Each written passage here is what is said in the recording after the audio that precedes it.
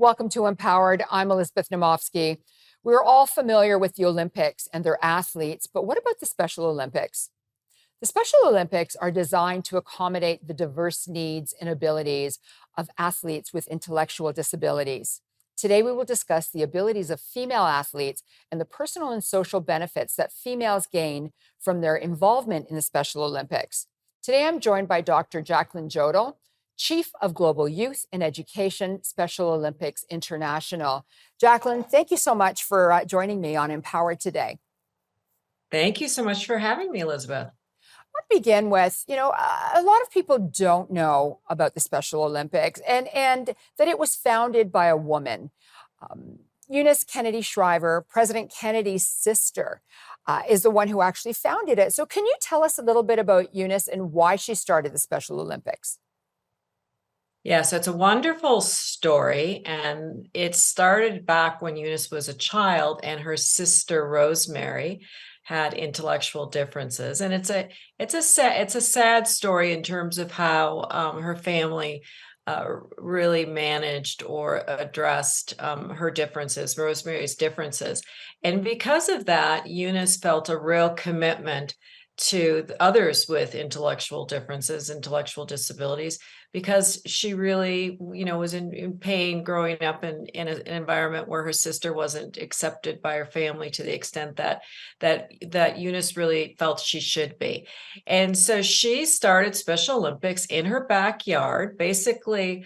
Parents calling her nonstop for a couple of years, asking her for help with creating some type of safe environment for their kids to learn and to share and to experience sports.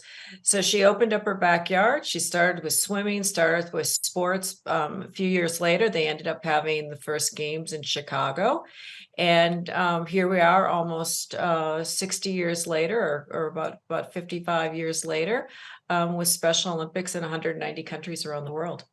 That's incredible. I want you to tell us more about the current CEO of Special Olympics and the women representation on the board of directors, because that seems to be a topic that keeps popping up right now for not-for-profits, for profits, publicly traded corporations. Right. So a couple things. First of all, let me talk about Mary Davis, our CEO. Amazing, amazing. So she's from Ireland, and she has been the CEO since 2016. She is incredibly modest and, beautiful sense of humility. But if you ask her a few questions, you find out things like she, climbed Mount Kilimanjaro with her husband, Julian. You also find out, just doing a quick read about her background, that she ran for president of Ireland. And what's really terrific is recognition of her years of being part of Special Olympics and making an impact. Just a couple of days ago, it was announced that Forbes recognized her in the 50 for 50 category of impact of women who are making an impact around the world. So she's an incredible example for women, and in particular for women who devote their professional careers to an organization like Special Olympics, which is mission driven. So I'm just hugely blessed by being able to work for her.